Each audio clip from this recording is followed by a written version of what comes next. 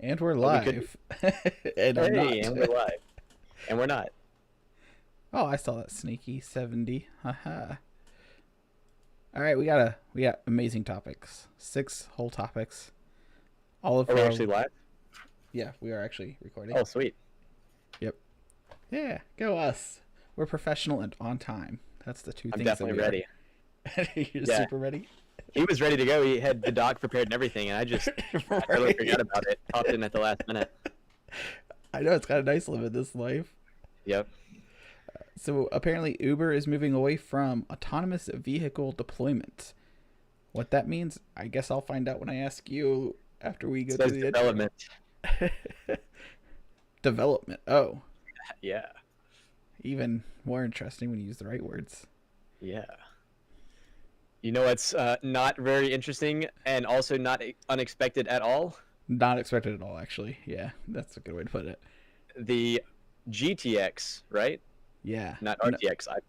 Whoever put this topic in put the wrong acronym there. It's actually the GTX 3060 Ti has released and has sold out as expected. It released last it is Wednesday. RTX 3060. Oh, really? Yeah. Huh. What do you know? I put the right one. Good job.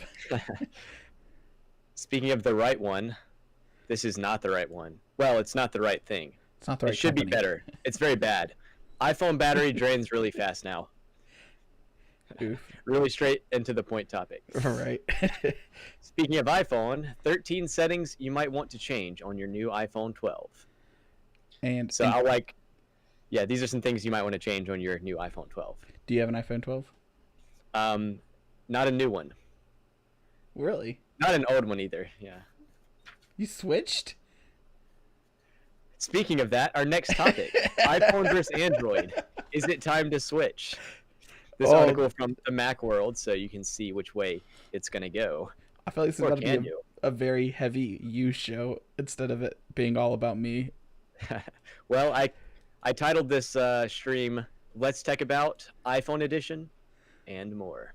I can't believe you traitor. Despicable. And article number 6, you added this one, you can read this title. So I added the title and a link. I didn't actually read the link, but it's an article about why buy hardware and software separately when you can just buy both. And what website's that from? Oops. MacRumors.com. Rumors.com.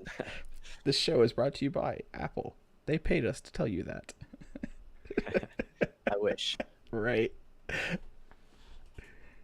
All right, let's start with the only topic not about Apple. There's 2 topics not about Apple. We'll start with the first one.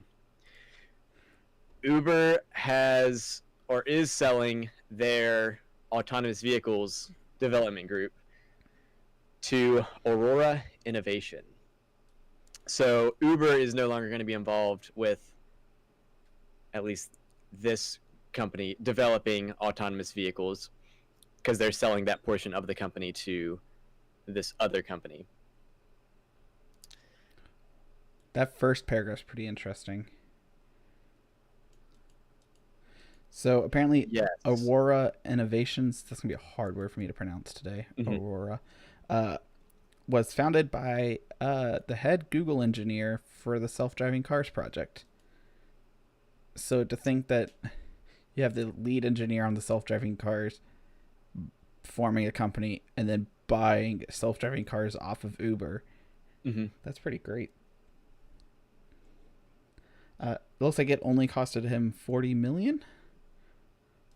Uber will invest for $400 million into Aurora, and Uber CEO Dara and join the board of directors. So it's almost closer to a merger at that point. If Well, all the people in charge work for the other. not a people's- merger, but it seems like they're splitting it up almost like for liability reasons.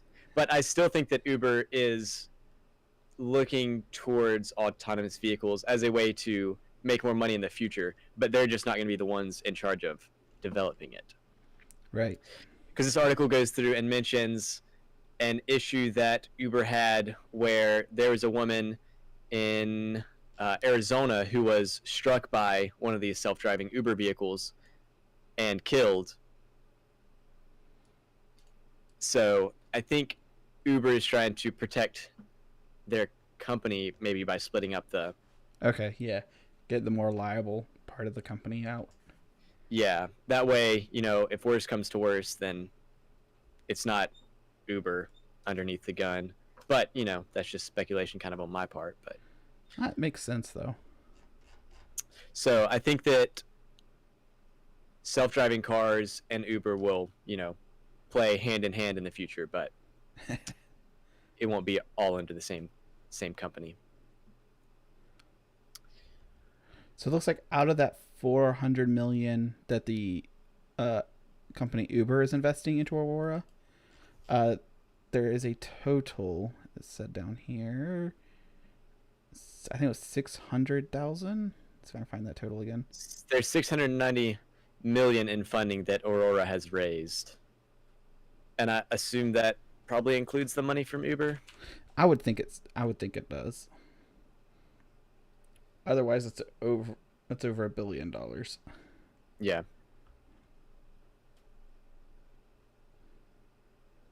But it's pretty cool. Yep. So we'll see if Aurora can have more luck with the whole self-driving car thing than Uber had. Speaking of more luck, Boy, you had to be really lucky to grab, or just really, really fast, or be a bot. have a bot, yeah. Buy one of the RTX 3060 Ti's. So they went up for sale 6 a.m. Pacific time on Wednesday, and $400. Yep, $400 immediately sold out, which was pretty much expected because the performance of this graphics card is really good for the price. For that $400 price tag, it's better than the previous generation, and the previous generation cards were, twice the price. Yeah, and then not even being faster than the other generation, it was the only thing of this generation that was available for those 5 whole minutes. So because everything else is also sold out. So it's not like they had an option of I could buy the 3060 Ti or a better card. There was like I could buy the 3060 Ti, and now you can't do any of it. And I checked on some of the usual websites like Amazon, eBay. What is it? Newegg, and they're still sold out, which is right, expected. Yeah. I did not check on eBay to see what they were being resold for. So one of the interesting parts, Linus Tech Tips brought it up on their WAN show. Hey, like someone that watches it, is that these are being shown on eBay. We're actually gonna stop sharing my screen real fast to make sure that I'm not selling my eBay account. Right, I shouldn't be. It's a whole different browser. Sweet. And what they're doing is they're selling the picture for $400. So like you'll have all these that are blown up. So it's a $400 card, and then there it is for $660, $700. Yeah. But then you'll find some here that are like that's the right card, the RTX 3060 Ti for $375 plus $4 shipping. That's the right price. But then they put this word picture in it, and then they also in parentheses read description. So like it's being pretty upfront to read description. And you come down here and they're just selling the picture. And they're like condition is so they're trying to kind of trick people into accidentally buying it, but quite in a way that they can't be charged back because they are actually upfront about what they are selling, it seems. The other idea is that when bots and scalpers do like an eBay search to see what the competitors are selling these are at, this is a bot/scalper deterrent listing. Oh, okay. And so the idea is to try to make it so that people who are buying 12 pallets of these things or something, they're not going to individually list each one of these on eBay. There's no way they're going to do that. And so they'll just have some type of program to just like find the pricing on eBay. I'm sure if you can build a bot, you can build that. And And so they're putting up these to try to make it, like, hey, Yeah. make the scalpers resell it first. Trying to sell something on eBay, you want your price to be competitive with other people selling it on eBay. So if your bot sees that they're being sold for $370, then you might price it a little bit lower in order to sell. Yeah, instead of posting it at $6.99 or $5.50 or whatever and trying to pull profits on top. Okay. So like, definitely read descriptions before you buy it, because you could be buying something that's meant to trick a robot. I don't know what that says about you personally. If you might be a robot.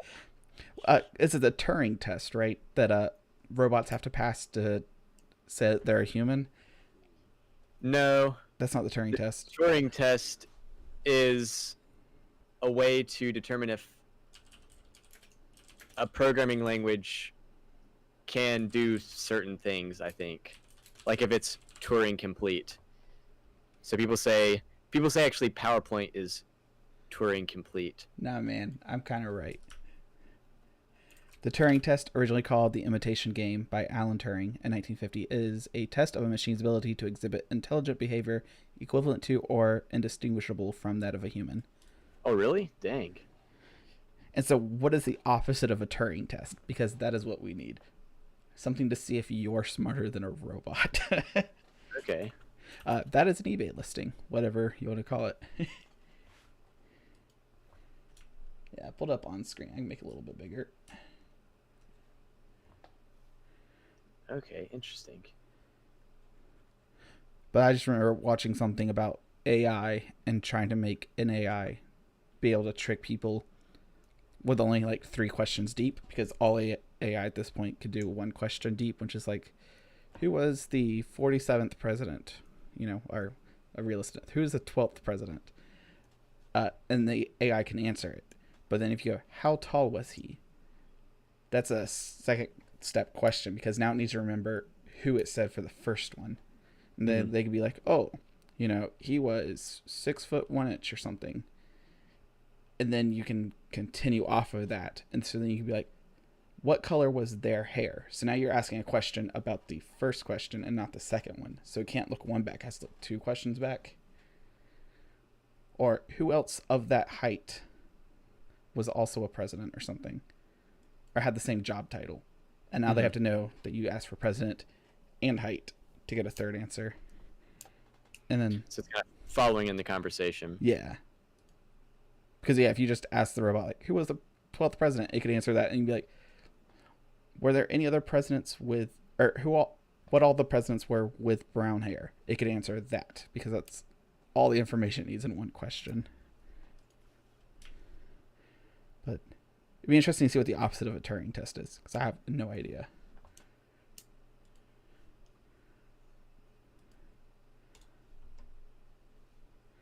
And then we get to iPhones.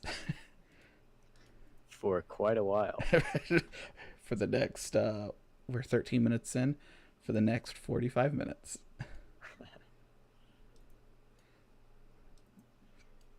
For some reason it's not pulling up for me.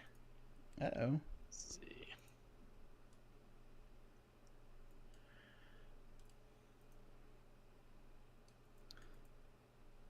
There we go. I've got it loaded already in a different tab. Apple's latest update is draining people's iPhone batteries. So there was an update released in early November, and there's a comment from someone on this article from Fox Business saying, this is from a commenter, during my 40-minute iMessage support conversation, my battery went from 75% to 25%. It wasn't like this a week ago before I updated. So it's pretty severe battery draining issue if it can lose 50% of its battery in just 40 minutes. Right. Kind of an issue. So one of the interesting things that popped into my head, very first thing, from 75 to 25%, Apple does the weighted battery percentages. So 1% is not equivalent. So like 76% down to 75 is not equivalent from 8 to 7. I think Apple does the weighted battery percentages. Hmm. I'm gonna look into that if you want to keep going. But Apple. Well, that's pretty much all the info there is right now. Doesn't seem like they are quite sure what's causing this. But I also thought that one of the comments on the page was kind of funny. I actually can't view the comment section, but if you scroll down, I think it was the first comment. Apple is known for doing this when they release a new phone model, trying to force you to upgrade your phone. Oh yeah, so I don't think that's the reason that this is happening. I think it's just a bug that happened, but I did think that was kind of funny. Right, because they were caught with that at one point, I believe, with the iOS updates were killing the phone batteries. Yeah. But 50% that quick seems like it's seems like that'd be a little too obvious to add intentionally. People are gonna notice if that happens.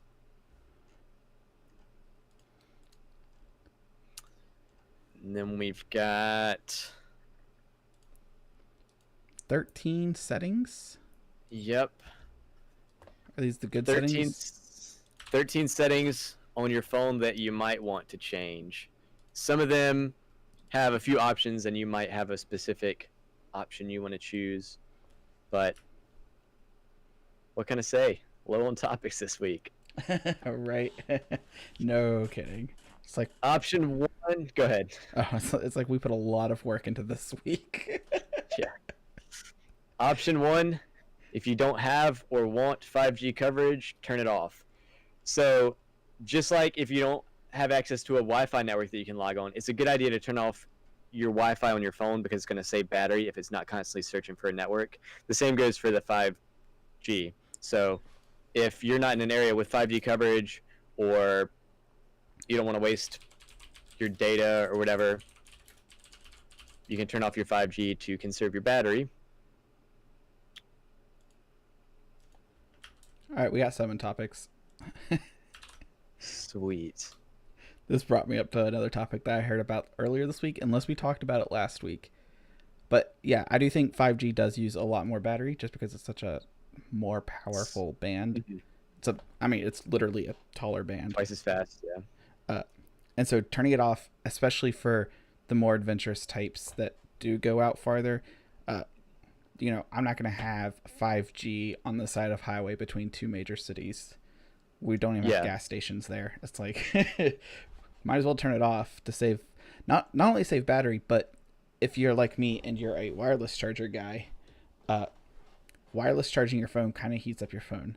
Using GPS also heats up your phone. With Bluetooth on, also heats up your phone. If you could turn off 5G, it might help a little bit. Yeah. Item number 2, fine-tune how much data is used on a 5G connection. This isn't going to be an entire article about 5G, is it? No. Okay, great. There's some options on there. Standard low data mode. So basically, if you're using 5G and it's a fast enough speed to play 1080p video, it's going to use more data than if you're using 4G, a slower speed, because instead of playing 1080p and buffering, it's going to auto play a lower quality, so you won't be using up as much data. That's pretty nice. This number 3 was kind of interesting to me.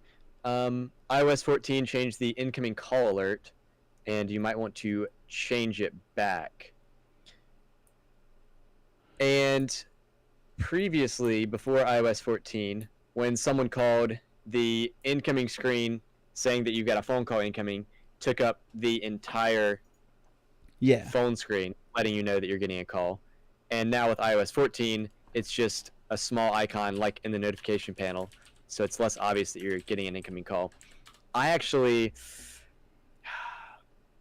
don't know. I wish there was some in between, so it wouldn't take up your whole screen, but it would be more obvious than a notification. Because you don't want to miss your phone call, but it can also be obnoxious if it There's takes a every picture. Well, that's on the wrong half. Oh, that's a lot of stuff I probably shouldn't have shown. But there's a picture there. Okay. So it literally just takes over everything. And then Yeah, Yeah, and then this new one is like this, where it just pops up right on the very tippy top. and personally, I like the one where it's just right on the tippy top. So I think I would also like it small like this, but at the bottom with these more in the center because I am a left-handed user. So if I pick up my phone, there's Yeah, no way I can reach those top right buttons with my hand. yeah, true. So like yeah, if it could appear down here more towards like the bottom middle, that'd be great. But Mhm. I'm also not an iPhone user, so my Android works pretty great with my buttons at the bottom. But if you are an iPhone user, the nice thing is you can select your preference. So Yeah, that's one setting you might want to change. And number 4, again, something that I kind of like the way it's already implemented. Show full notifications on your lock screen. So the way it is now is when you get a notification, it doesn't show the entire notification for privacy reasons. So if you get a text message, it might say who sent it, or it might just say that you got a text message, but it won't have the entire text of the message. And personally, that's that's how I like it. that's how you should have it. Yeah. This article is saying that that might be annoying to some people, and so you have the option of not hiding No, the it should be contents of the annoying for notification. people. But I personally like it hidden. So I used to want it shown all the time, which is probably a good argument of why you should hide them. Because I think me and you have it for the exact same reason. Is that the benefit of it showing all the time is that if you like, there's no one in my life I don't trust, kind of person, then it sounds good until your phone gets stolen. And then all two-factor authentications don't matter anymore because now they have the second factor, which is your phone. So like if you try to log into your bank account from a new computer, even like if you go to like a library, don't do that, and try to log in, it'll send a text to your phone. You have to put in this, 742 character password uh, that was texted to your phone on the computer. That's the second factor authentication. And if you do something like this article says, uh, they can just read that number. But if you have it where the content is hidden, then they would have to log into your phone to read the text. And that's why it's two factor. Yeah. So that's the reason why you should not do that step ever. Now, number 5, I believe this is the first point that is actually really iPhone only, because the other few are pretty points open. we already went over are pretty universal. Yeah. This one talks about a camera feature that you might want to turn off. I'd actually read over this point, but it's the ability to record high dynamic range video, so your videos are brighter. Okay. Yeah, and then just simply having high dynamic range on is like the only downside to having HDR on is that it takes up more space on your phone. That's the only downside to it that I know of. Otherwise, I mean, it gives you better pictures because you're essentially taking 3 pictures at once. I believe iPhone does 3. It could be more. But